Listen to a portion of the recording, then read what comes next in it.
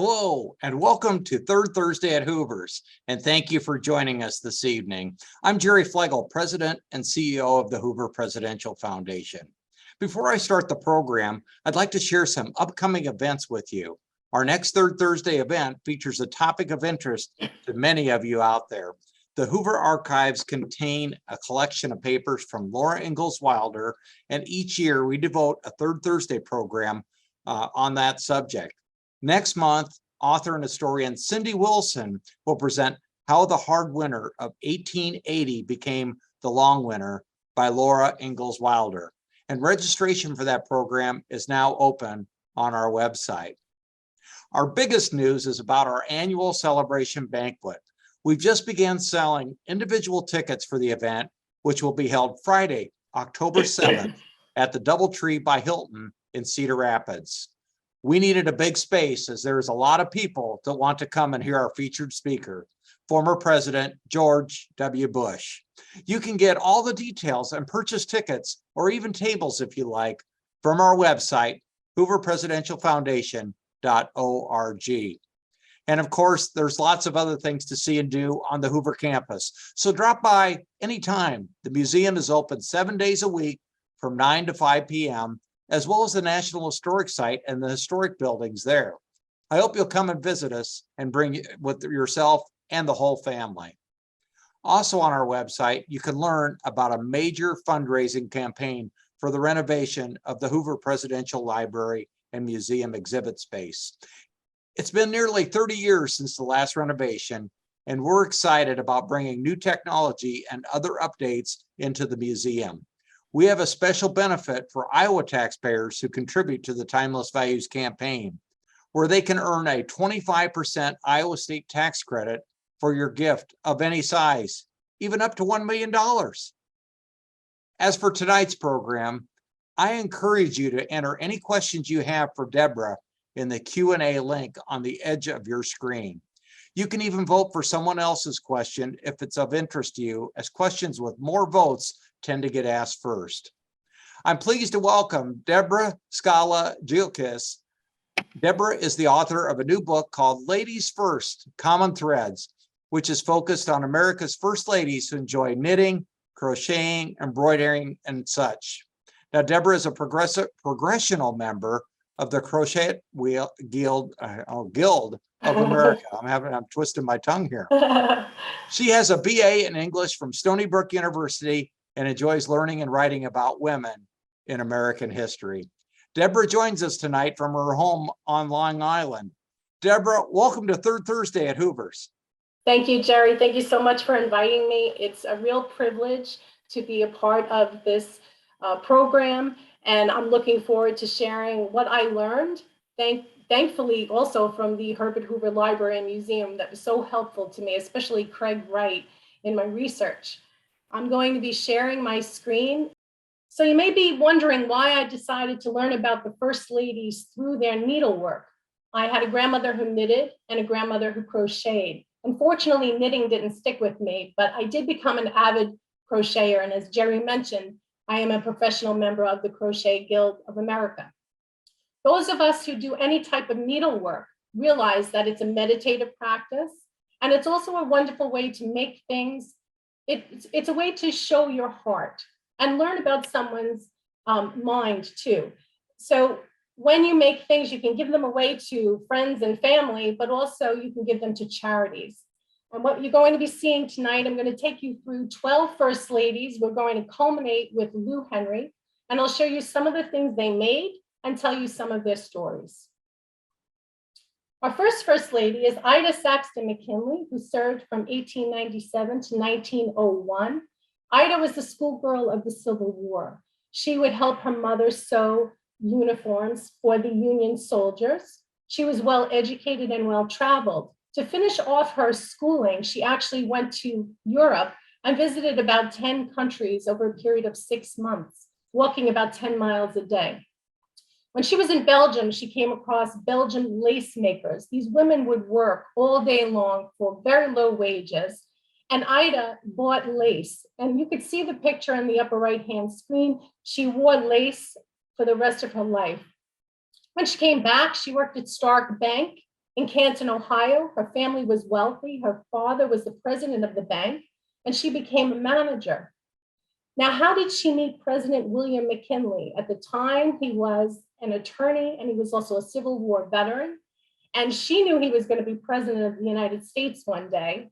But the story goes, he fell in love with her. He spotted her eating a chicken waffle at a church picnic. Now you're looking at the First Lady's Library and Museum right here in Canton, Ohio, which happens to be Ida McKinley's ancestral home. And what drew me to her is that she actually crocheted these slippers. Now this is my attempt at making an Ida McKinley crocheted slipper.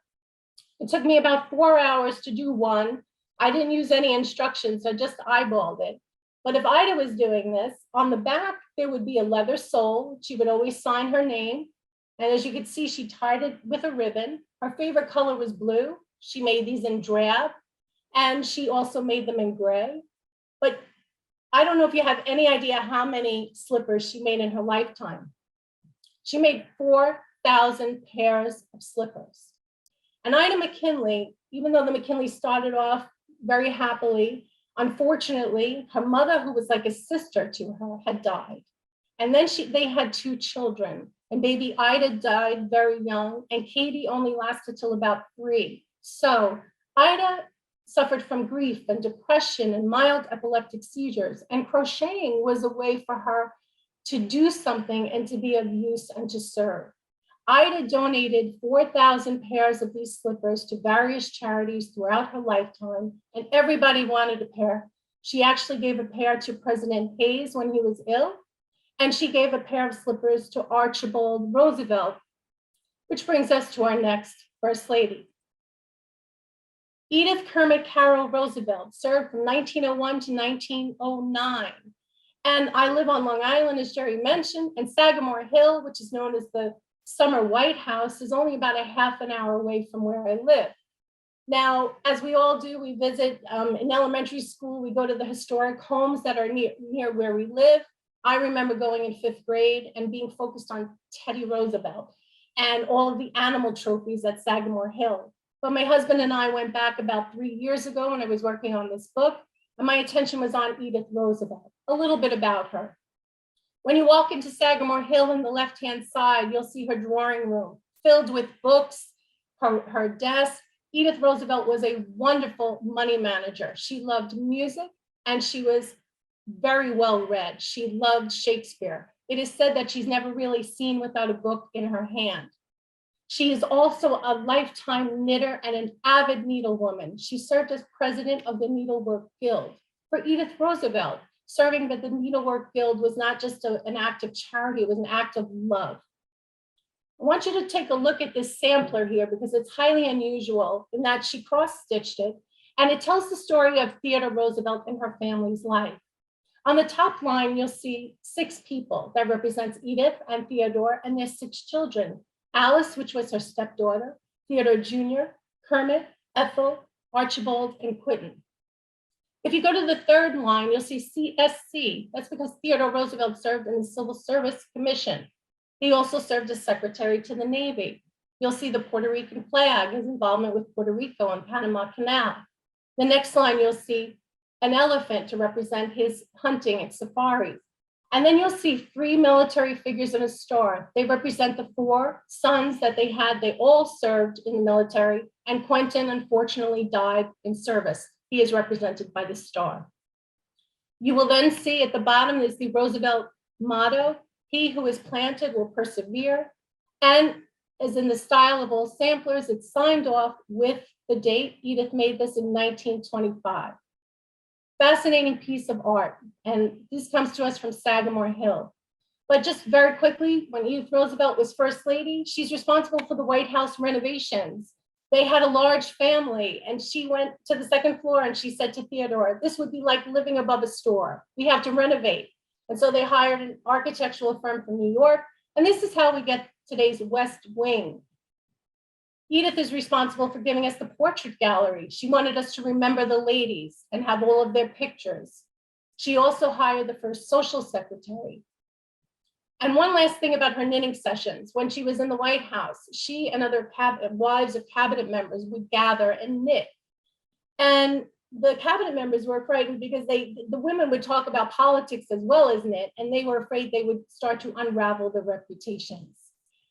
Edith served as secretary at the Little Sunbeam School. This comes to us from Sagamore Hill, and you can see that they met every Saturday afternoon from October until June. And she thought it was very important for women, for children to be educated in the needle arts. She thought they would be thoughtful of others. This here you're looking at an actual, sometimes people call them recipes or instructions, but this is for men's socks. And this is Edith Roosevelt's actual instructions to make men's socks. And I think it's charming. She always used to write little things, little notes to herself, and it almost looks like it's even coffee stained. So again, studying the first ladies through things that they made, I think it just even makes them more real to us. This is an official citation that Mrs. Roosevelt received from the Long Island State Chairman in 1930 from the Needlework Guild of America. Our next First Lady, Martha Dandridge, Custis, Washington, 1789-1797. Now, many of you probably think of Martha Washington as this grandmotherly figure, but what I want you to think of is a young Martha Washington. A young Martha Washington who got married at 19 years old to a man who was 38 years old and a lawyer, and they had 4 children. But he died, and she lost 2 children very young, leaving her a widow at like 26 years old. So by the time she met George Washington, she had 2 children, Jackie and Patsy, and unfortunately they died young too. Jackie died in the Revolutionary War, and Patsy died at the age of 16. But the fascinating thing about Martha Washington is her attitude on life that I think it can help all of us. She said that your happiness doesn't depend on your circumstance, but rather it depends on your disposition, how you look at things. And she said you should stay busy as a bee, steady as a clock, and cheerful as a cricket. Now, how did Martha Washington stay busy as a bee? She was a master needlewoman. She did needlework for very practical reasons, but also she was an artist, a true artist. So Martha accompanied George on the military camps, and she knit socks for the troops and caps, sewed uniforms and bandages. She also fed them and cheered them up. Everybody was more happy when Martha Washington was around. What comes to us from Mount Vernon tonight, I want you to look at this pin cushion. This is an excellent example of her artistry. And Martha made things she wanted them to be used, but this comes to us almost in perfect condition because the person who received it revered Martha Washington and very rarely used it. So it's a wonderful example to see what she made. Martha Washington was never called First Lady. She was Lady Washington, and the Washingtons never lived in Washington, D.C. They lived in New York, and then they lived in Philadelphia when the executive mansion was being built. The last thing I would like to call your attention to is this Penn Treaty quilt, and I'm going to give you a close-up. In the middle here, you'll see this is a Penn Treaty quilt, excuse me. This is something this picture comes from Benjamin West, and it portrays William Penn's treaty with the Indians. This is how we got Pennsylvania. And what's beautiful about this quilt, they work from the inside going out. And you will see that this material here, that this red, white, and blue diamond shape actually comes from George Washington's dressing gown. It's called a banyan. And that's how early American, quilters started. They used scraps of fabric from their clothing. But again, if you look at her artistry and the colors and just how beautiful this work of art is, this is about 225 years old. It measures about 100 inches by 100 inches. And with all quilts, it consists of 3 layers: your cover, your stuffing, and then your lining. Our next First Lady is Abigail Smith Adams, who served from 1797 to 1801. Abigail and John Adams were letter writers. They wrote about 1,160 letters to each other in their lifetime. And Abigail Adams was incredibly opinionated. They actually called her Mrs. President. Some of her opinions were that women should be equally represented, equal representation under the law. She was against slavery as well. And she wanted married women to be able to own property. One of her famous letters is Remember the Ladies. Another famous letter is Bundle of Pins. If any of you saw the musical 1775, you may recall a scene where John Adams and Abigail Adams are singing to each other, talking to each other, and Abigail Adams asked John to remember the pins. She's referring to 6,000 pins, not all for herself, but she actually was a very shrewd businesswoman. She befriended a weaver who needed pins. Goods were hard to come by back then with what was happening with the colonies and England. And so she asked John to send the pins to her, and she sold them to the weaver. Now, I want to call your attention to the sampler that I found on the Smithsonian Open Access Program. And it's a cross stitch, and in true sampler format, it has her name at the bottom, Abigail Adams, her work, New York. This is dated 1789. So we know she made this when she was serving as second lady. And it tells the story of her life. Now, Abigail Adams was the daughter of a minister. She's self-educated. She read all of her father's books, but it's interesting because this is Adam and Eve and the Tree of Life. And also this is a wink and a nod to their farm in Braintree, Massachusetts. You'll see the rooster, and the geometric shapes that border this are strawberries. Abigail Adams was also the mother of a president, which brings us to our next First Lady. Louisa Catherine Johnson Adams served from 1825 to 1829. She's the wife of John Quincy Adams, born in England, our first foreign-born First Lady before we had Melania Trump. She was talented and charming. Louisa could sing like an angel and dance and play the harp. And she's the first Lady to actually write down her thoughts in a memoir, though not published while she was in the White House, in the Executive Mansion, but it was called Record of a Life. Now, she wasn't too happy living in the Executive Mansion. She said that to the outside world, they thought it was a palace, but she knew better. She referred to it as a half-finished barn. You have to remember, after the War of 1812, when it had burned down, it was still being rebuilt. So to keep herself happy, she was a chocoholic. She loved to eat chocolate, and she actually grew her own silkworms on mulberry trees. This bread spread that you're looking at comes to us from the Adams National Historic Park, and she made it in 1837. And the last story I want to leave you with Louisa Catherine Adams is that she was a very brave woman, because John Quincy Adams served as minister plenipotentiary to Russia. And when he was in France with negotiating the Treaty of Ghent, he called for Louisa to come to him. She sold everything. She had just lost her daughter. She died a year before. And Louisa made a 2,000-mile journey for 40 days in the middle of winter to meet her husband. And she wrote about it. It's called Narrative of a Journey from Russia to France, and it was dated 1815. The other thing you're looking at the top right-hand corner is Louisa Adams' harpsichord sewing box.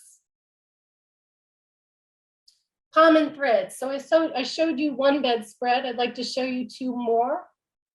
Abigail Powers Fillmore, 1850 to 1853. She is best known as creating the White House's first library. And she also taught the future president, Millard Fillmore. He was 2 years younger than her. Again, another example of the woman behind the man. Abigail Fillmore's loved Charles Dickens, Washington Irving, and her favorite was William Makepeace Thackeray. This bedspread is actually called a tumbling block quilt. It's made out of silk, and it comes to us from the Aurora Historical Society and is on the bed at the Millard Fillmore home in New York. Our next First Lady here is Eliza McCardle Johnson, served from 1865 to 1869. She was the daughter of a quilter, and she and Andrew Johnson actually had a tailor shop before he became president. And she was the youngest First Lady to get married. She got married at 17. And she really would have preferred just to stay in Tennessee. She really didn't want to become First Lady. But she encouraged her husband to join the Greenville Debating Club. And because he was such a good public speaker, that's how Abraham Lincoln selected him to be his running mate. This is a bedspread that, according to family tradition, she made. I'd like to show you something else. This is the chair that she sat in the executive mansion. Now, Eliza Johnson suffered from consumption, tuberculosis. So most of the time when she was in the executive mansion, she would scrapbook and she would embroider and sew. And this is her sewing machine. And this is something that she embroidered. Our next First Lady is Edith Bolling Galt Wilson, served from 1915 to 1921. She's the second wife of President Wilson and our only First Lady from Southern Appalachia. She was actually a descendant of Pocahontas. She was one of 11 children, and she was so close to her grandmother Bolling. She was really educated by her grandmother, and she learned everything in regard to needle arts from her grandmother. She could sew, crochet, knit, again, a master needlewoman. What you're looking at here is a napkin that comes to us from the Edith Bolling Wilson Birthplace Museum in Virginia. And she used to love to gift things away to her family and friends. She is the first woman to drive an electric motor car in Washington, D.C. But the cool thing about this is that she couldn't ride a bicycle. And if you know anything about President Wilson, he was an avid cyclist. So he tried to teach her how to ride a bicycle in the basement of the White House. Now you're also looking at sheep, White House wool. So remember now Hoover, during the, he was appointed to Hooverize, if you will, to help people ration with the Food Administration, right? So there was meatless Mondays and wheatless Wednesdays. And Edith Wilson borrowed 20 sheep from a neighboring farm and brought them to the White House to cut down on gardening costs. And also what they did is they sold the wool from the sheep to raise money for the Red Cross. So I read somewhere that it was 50,000, and another place I read it was 100,000, but she raised a great deal of money for the Red Cross. As far as practically using her skills, she sewed pajamas and trench helmets and blankets during the war. And you're looking at a picture of her with Wilson at a baseball game. She always wore an orchid. He loved to give her orchids. That was her favorite flower. I read in her memoir, which reads like a love story. It's amazing. She was actually knitting at a baseball game once, and he wasn't too happy about that. But the last thing I want to leave you with Edith Wilson is that she's known as the secret president. And Woodrow Wilson, after his whistle stop tour, suffered a stroke. He was paralyzed in the left side. And she and Dr. Grayson kept Woodrow Wilson, basically, he was still working, but she was communicating messages to him. Now, these days, because we have the 25th Amendment right now to make sure that everything happens the right way, in the event that something happens to a president, we can take care of how the role will be taken care of. Back then, they didn't have that. And historians are still debating that what happened during the 13 months, how much of the government was she actually running? Was it a petticoat government? She swears in her memoir that she did not, do anything. She just communicated the messages to him. But again, she's known as the secret president, and it's just a fascinating story. Our next First Lady is Dolley Payne Todd Madison. She served from 1809 to 1817. Dolley Madison, we think of her, we associate ice cream and parties and sociable and happiness. But Dolley Madison's family life, she didn't start off too easily also. She was married to a lawyer and she had 2 children. And she wound up losing one son and her husband and her in-laws all to yellow fever. When you say history repeats itself, when we think about what's happening with COVID, years ago, people suffered from smallpox and yellow fever and all of these tragedies that befell them. But she kept a good attitude. She married James Madison, 17 years his senior. And back then, he was almost a confirmed bachelor. But Dolley Madison had some practice in the role of a First Lady when she was working with Thomas Jefferson. And when she became First Lady in Madison's administration, she's the first Lady to have both parties to come together. So it's like we give her credit for having the first inaugural ball. They called her presidential. She walked around with a book in her hand, so she would always have something to talk about with people. And she called her party squeezes. So this would be a virtual squeeze, what we're having tonight, trying to squeeze everybody in online.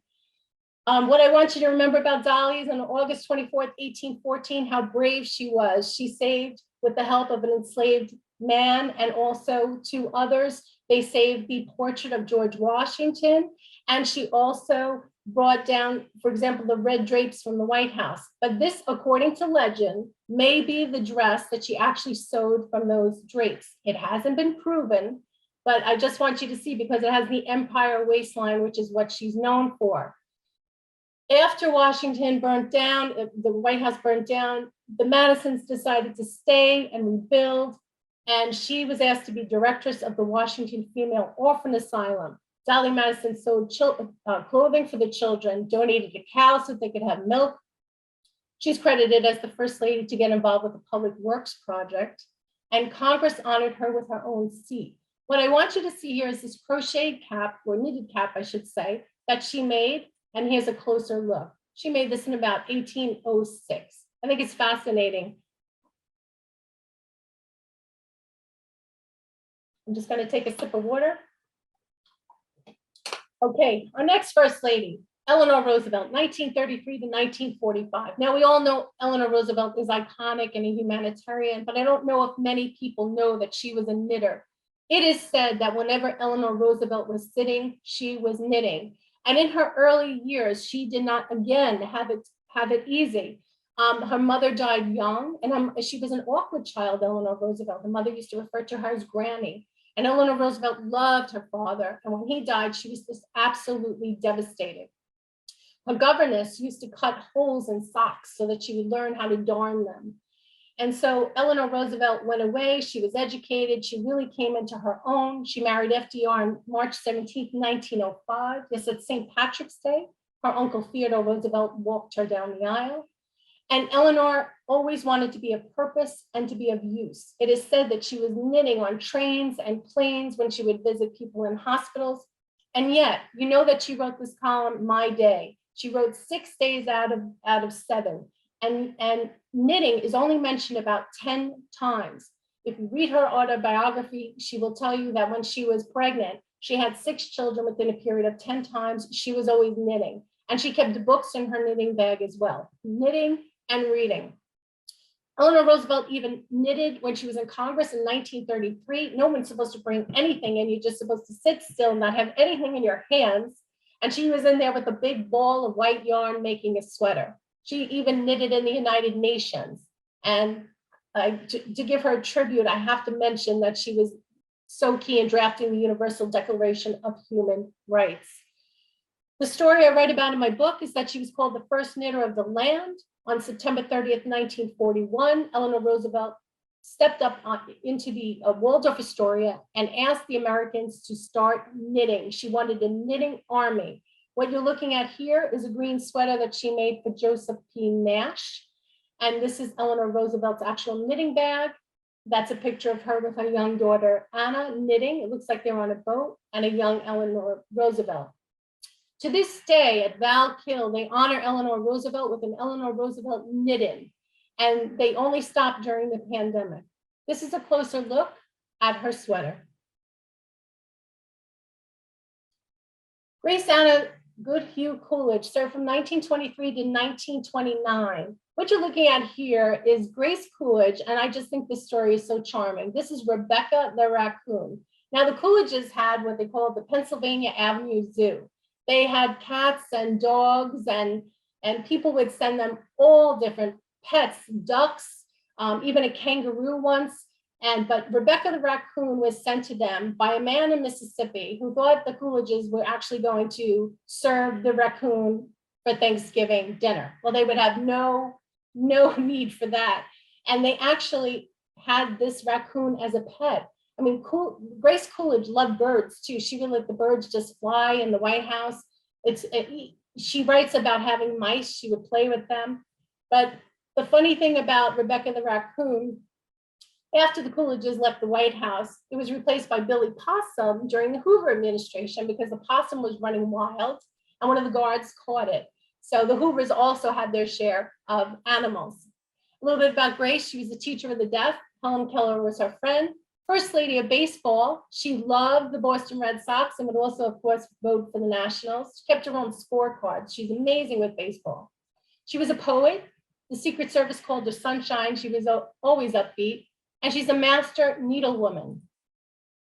Now, this is the audience participation here. I would like you just to read this quote. And then I'm going to tell you a little bit about her needlework.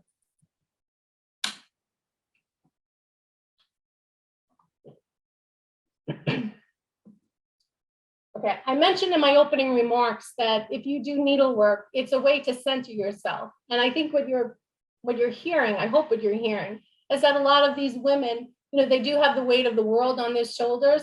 And also they've been through things, like in the case of Ida McKinley, the grief, the loss. So in Grace's case, when the Coolidges were in the White House, they lost their young son, John. And if it was today, he would have lived. He had an infection in his foot, which probably just required antibiotics. And so what Grace Coolidge did is she picked up a number 4 crochet hook and some shoe string, and she made what is on the Lincoln bed right now. To this day, it's the Lincoln coverlet. She wanted to make something that was going to be an heirloom, that was going to be passed down through the ages. It took her 4 years to create this work of art. But Grace could do everything, an avid needlewoman, like a Martha Washington. In her memoir, she says, in her biography, she says that her mother said she could sew before she could walk. And Grace didn't like to talk about politics, and she didn't like to talk about her family. She was private, but she would share her instructions on how to make things. And so this is great-grandmother's counterpane. It comes to us from the Washington Star in 1926. And you could see she gives you the instructions, signs off, and it's a story called The First Lady Knits. You will find tons of patterns that Grace shared with others. She was publishing in ladies' magazines as well. Now, I mentioned tradition, how Grace Coolidge wanted to pass things down so that it would be like a link between the past and the present. And Barbara Pierce Bush, 1981 to 1989. Many of us think of Barbara Bush as she was a fearless advocate for literacy, but she was also an avid needle pointer. This picture you're looking at, this is one panel of its 8 panels that she put together of a needlepoint rug. It took 8 years to make. She began it in 1975 and finished it in 1983, 17 countries and 36 states later. She initialed her grandchildren's initials in there and dates, and she said, I wanted something that wouldn't outgrow, something that would last forever. Now, Barbara Bush, let's take a look at what it looked like. That's the finished product. And Barbara Bush also, for example, would make stockings for her family.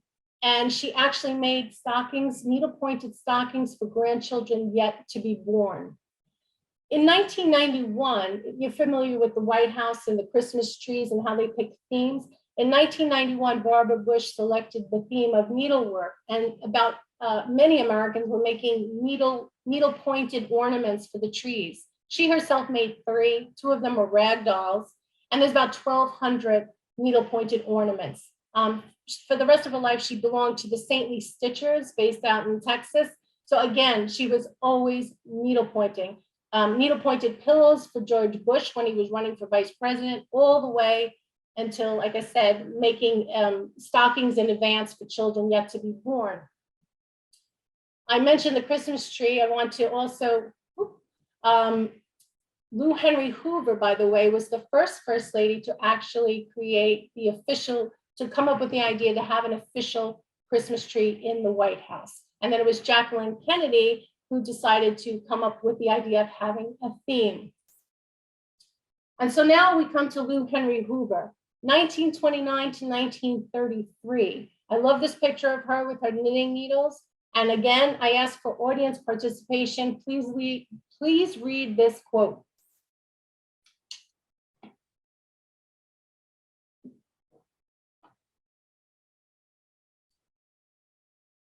This quote by Lou Henry Hoover, compliments of Craig Wright from the Hoover Library Museum, inspired me to continue with my work. This whole entire work took me 4 years, and Lou had a way of speaking to me, and she told me to stick to it. And this quote comes from her acceptance speech. She and Herbert Hoover worked on De Re Metallica, which was what she did was she translated from Latin to English It's basically like a medieval encyclopedia on mining. He handled the mining section of it, but she did all of the translation. She was a polyglot. She spoke so many different languages. But again, she spoke to me with this quote, to stick to it and to persevere. So a little bit about Lou Henry Hoover, started from 1929 to 1933. A father named her Lou because he, as the story goes, he wanted a boy, but he told her that she could do anything that she could do, and she really did. She was a geologist, the first woman to graduate from Stanford University with a degree in geology, fluent in Mandarin, Chinese, fluent in Latin, the Romance languages, German, incredibly intelligent. She was an outdoors person. Lou Henry could ride horses and camp and hunt and fish and ice skate and play baseball and basketball. She was really a Girl Scout before the Girl Scouts even existed. And the Girl Scout founder, Juliet Gordon Low, asked Lou to get involved. And in the beginning, she shied away, and then she was all in, and for the rest of her life remained in leadership roles and active with the Girl Scouts. Truly an adventurous person. I mean, the Hoovers traveled around the world 3 times. I mean, amazing. The other thing about Lou Henry is to realize that she was an advocate, even before we would say the word feminism, but she was all about equal rights and about the individual reaching their full potential. And the full potential that she was thinking about was also in the area of physical education. So she was involved with the National Amateur Athletic Foundation, and she actually created a women's division. A little aside, this is actually how Lou picked her first college, which is now California State University, but she one of the reasons she chose it was on the gymnasium. I mean, she wanted women to have good coaches. She wanted them to have the right proper training. So truly ahead of her time. She's the first lady to deliver a radio address from the White House. I believe she delivered about 15 of them. And the picture you're looking at here, which I find so charming, is the President's Mountain School. So the Hoovers actually purchased Rapidan Camp, which is like, nowadays it's Camp David, but Rapidan Camp in the Shenandoah Valley, their whole thought of it was so that they would have a place, a retreat when they could leave the White House. And Herbert Hoover was an avid fisherman, and they had great trout there. So that's why the Hoovers picked it. And they would have people come visit them, such as Charles Lindbergh. But one day they came across some poor families and realized they'd never even left this double top mountain. And so the Hoovers, in Hoover style, decided to use their own money and build a school because they knew that through education, these children would be able to have a fighting chance and to educate themselves and to better themselves. And this teacher that Lou handpicked herself was Christine Vest. The thing about Lou Henry Hoover is that she shied away from publicity. She never called attention to herself. There's so many kindnesses that she did for people, and so many people tried to thank her that after she died, 20 years later, when they looked through her records, they found checks that were not cashed. People were trying to repay her. Again, it's truly amazing. And that's what touched me the most about Lou Henry, that she was truly ahead of her time, a geologist, fluent in many different languages, athletic, into service, leadership, and she could do needlework. Let's take a look at what she did. Right here on the left-hand side is a cross stitch of the Washington Monument that comes to us courtesy of the Herbert Hoover Presidential Library and Museum. Here is a scarf that Lou knitted. And I want you to take a look at this baby blanket. Lou Henry Hoover, she was a self-taught knitter, and she would do what's known as double knitting. So in other words, this blanket doesn't have a bad side. It's reversible. And she had 3 variations of this, and she would gift it away to people. But this letter, I think, is fascinating. So this comes to her secretary, Bunny Miller, and it's from a woman named Farina Pearson. And she said she had spotted Mrs. Hoover making this blanket, and she was wondering if she could ask her to give her the recipe if she could share it with her. This is dated November 25th, 1939. And here is Mrs. Hoover's letter. I believe it's dated in December, not too long after.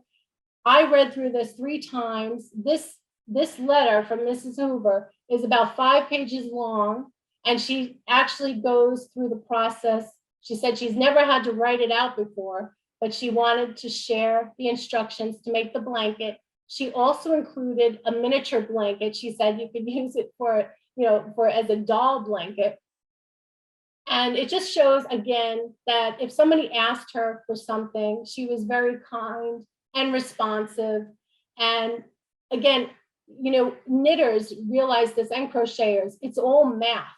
And if you look at this complicated 5-page letter, it's amazing. Now, a couple of years ago, it's my understanding that there was a curator that found this letter from the Herbert Hoover Presidential Library and Museum, and they worked with some knitters and recreated the pattern. So if you're interested in making it, I think you could find this on sites like Ravelry.com and knitting.nitty.com, and you would be able to actually recreate a Lou Henry Hoover baby blanket. I just want to end with this picture of the Hoovers at Rapidan Camp with their dog Ouija, and you could see again, there she is with the knitting needles in her hand. And here she is, she's again, service to the Red Cross with knitting needles in her hand. I think if Lou was here today, she would tell all of us, try to pick up, get your exercise, and also try to pick up some knitting needles and crochet hooks. And if you can't give it away to someone help a charity. Be of use. Thank you all for remembering the ladies. Well, Deborah, that is just very intriguing and interesting. And we've got a big crowd on hand. Brad just about hit it right on the dot with the numbers that he predicted. So oh my goodness, we've got a couple questions so far. So I would encourage anybody that has questions, feel free to pop in on that, because if we got enough questions, we can go up to the top of the hour. So we got about 16, 17 minutes left yet if anybody has questions on that. So I'm going to start off with I think you probably know this guy, this Tom guy, asked this question: any presidents partake in needle and thread with their wives? I do not know, but I did come across a photograph of FDR with knitting needles in his hand.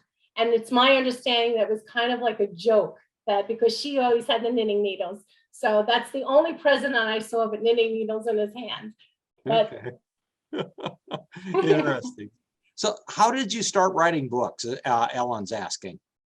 How did I start writing books? Well, I always, as any writer will tell you, they always wanted to write. So I've been writing since I was a kid, but I do public relations by day, and I'm involved in different associations. And and my advice to writers is you must stick to it. You must really just wake up very early in the morning or write on the weekends. And when I find a subject that I'm really intrigued about, I really fell in love with learning about these ladies. So that was my inspiration as well. Very good. Well, good. Well, Judy writes, were there any quilting bees in the White House? Were there any, excuse me? Were there any quilting bees in the White House? Quilting bees? I do not know. I have to say, I honestly do not know. Okay. Okay. And then Lena writes, did you come across any schoolgirl needlework or samplers of the first ladies? Oh, what they did when they were young? No, I did not. No, I did not. Okay. But that doesn't mean that it's not out there. And I also want to preface this by saying that this is not an exhaustive, study on everything that was made. Okay. So when you were doing all this research, Debra, and you said it took 4 hours. So how many of the presidential libraries did you visit doing research? Oh, well, a lot of it too during COVID and beforehand. So I did a lot of phone work. So okay. I actually have not been to the Hoover Museum. I did this all virtually. Well, we're going to have you out here. But I would like to visit. So Elaine asked, well, she's just basically comments, what a wonderful presentation. Thank you. And we're getting a lot of those coming in. And of course, I encourage everybody still feel free to ask questions. And Jana's asking, it would be great to collect all the patterns in one place. And she goes, I'm a knitter. On that. So one of the things that I would ask is maybe where did you, maybe which first lady was the most prolific in these endeavors? I actually think Martha Washington, and if you go on the Mount Vernon site, they're on this real push to show people, to give you some more insight into Martha Washington, because it truly is amazing. I mean, even when I told you about all the loss that she went through to make the quilts, she made chair cushions, footstool covers, silk embroidery pieces. So she truly was an artisan. But Edith Roosevelt and Grace Coolidge too, avid needlewomen as well. Okay, great. Well, Penelope asked, have you or anyone that you know try to follow the knitting patterns that you showed? Well, I could tell you that the knitting pattern, I don't knit, I crochet. So the only thing I tried to do was to crochet Ida McKinley's slipper, and I did that just by sight. But the knitting pattern, I do recommend, if they want to try Lou Henry's pattern, to go on the site knitty.com or ravelry.com, and there are people that have knitted those baby blankets.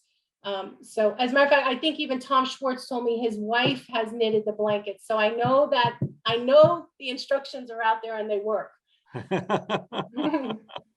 Well, very good. Well, speaking of Tom Schwartz, he just popped in with another question. He goes, how many got their start from a friend or relative, and how many, like Lou, learned knitting as a patriotic duty to provide socks for soldiers, for instance, like in World War I?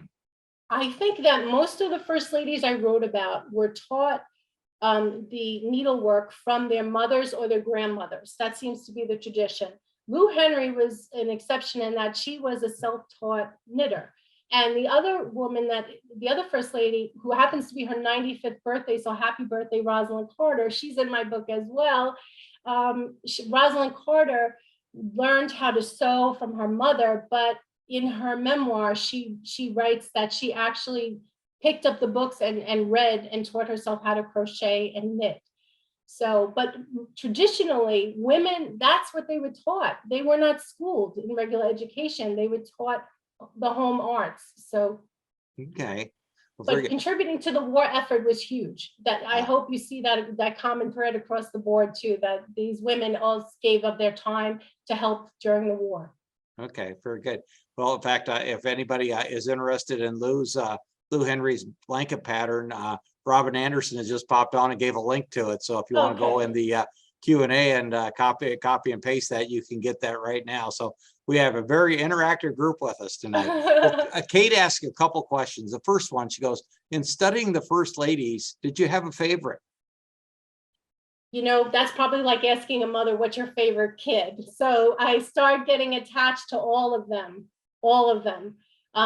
Again, I'm going to, not just because I'm with Hoover right now, but I'm going to say I learned so much about Lou Henry. I played sports as a kid, you know, so my father would throw a football really hard at me. So when I saw her doing that, I said, okay, that's really good. So I was lucky enough to have a dad who told me I could do anything I wanted to do. So I do have an affinity towards Lou.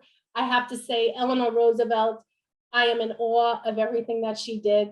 And who else? And Grace Coolidge, I just think she's just so charming and just delightful with how she was with animals. And as I said, they all have a little special place in my heart.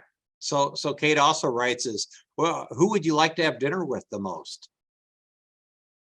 I think Eleanor Roosevelt. Okay, very good, very good. Caroline writes, how can we find your book if we want to read more of these amazing stories? Sure. My book is sold online. You can find it on Amazon, barnesandnoble.com. I have a website. I think Brad said he was going to send everyone the link, and you can access my book that way as well. Yep. In fact, if you Google it, you'll find it. There you go. Yeah. Anybody that is registered for the this program, whether they viewed it or not, we always send out a follow-up so you can either have a link to the video to review it, but also too, he'll include that information as well, because we are always so appreciative of guests that come on and present for us. So, well, Penelope writes, did you find any first ladies that tatted or made bobbin lace? Oh, my grandmother tatted. That's a word that you don't hear. Tatted. No, I did not come across that, but that's not to say they did not do that. But that is really a lost art. And as far as the bobbin lace goes, Ida McKinley, she's the one I referenced when she went to Belgium. She was watching that bobbin lace when they had the pins and the bobbins, and the women work all hours long. That's why she bought that lace to support them. But I don't know if she herself did that. Tatting is truly a lost art. Okay, well, good. And Thomas Schwartz replied back to, he goes, yes, my wife is knitting one now for their first grandchild due at the end of November. It goes, but it takes a long time, and she had to work with master knitters to amend the instructions, both Lou and modern. Lou's terminology no longer is used on there. So kind of a word to the wise on something like that. Wow. So, anyway, so maybe we should have had Tom on here to be a guest. Tom, yes, come on, Tom. Well, Janet writes, how many first ladies are in your book? 18. 18. Okay, yes. Great. And then Judy asked, she goes, I just ordered 2 of Deborah's books, one for me and one for a gift. How about that? That's very nice. Thank you, Judy. So anyway, so this is almost like a QVC network. I was going to say, I feel like it's so QVC. Helen writes, what is your next research project? That's a very good question, Helen. I'm wavering between doing a picture book for young children about the first ladies who knitted. And my second thought is to research more first ladies that I did not cover in this book, just because I really want to drill down on all of them. It's kind of like a lifelong project with me. I found my little niche. I really love learning about these ladies. Great. Well, Karen happens to write too. She goes, Iowa PBS public television did a series about crafts from the past that featured tatting. And she goes, it is a web series, and I think it's called Crafts from the Past. So if somebody wanted to go to their website, I'm sure that they could probably look that up as well. Okay. And then Tina writes, she goes, thank you so kindly for this fantastic body of work. I look forward to reading your book. I've already ordered the book and can foresee reading further about a number of the Friday ladies that you have so warmly captured therein on that. Thank you very much. Thank you so much. Okay. So, and then Jeannie asked, did Mrs. Lincoln knit or anything? Did I miss that? She goes, I love this program. I could not find, I wanted to write about Mrs. Lincoln, and I kept digging, but she was a really good shopper. Yes, this is true. She really was, but I couldn't find anything that she made, but she did like to buy a lot of stuff, so. Okay, well, great. Well, if anybody's got any other quick questions, we got another moment or two we could ask on there. Great interactivity from everyone. I certainly appreciate the questions. And again, Deborah, this has been a terrific presentation on that. So thank you so much. Thank you so much for the opportunity. You bet. And thank you, everybody, for coming. Yep. Kate popped in with one more question. Have you written any other historical books or topics you're thinking of? I have a children's book that I wrote last year about the American fashion designer Claire McCardle, and so that is what I did. So this is my second. Well, great. Well, again, we're getting a lot of thank yous and appreciation from everyone, Deborah. So I think that's all the time we've really got for questions for now. And everyone, I'd like to thank our guest, Debra Scala Giokas, Giokas. And I'm sorry, Deborah, I mispronounced that on there. So blame that on my husband. We're just going to call you Deborah. Okay, that's good. That's fine.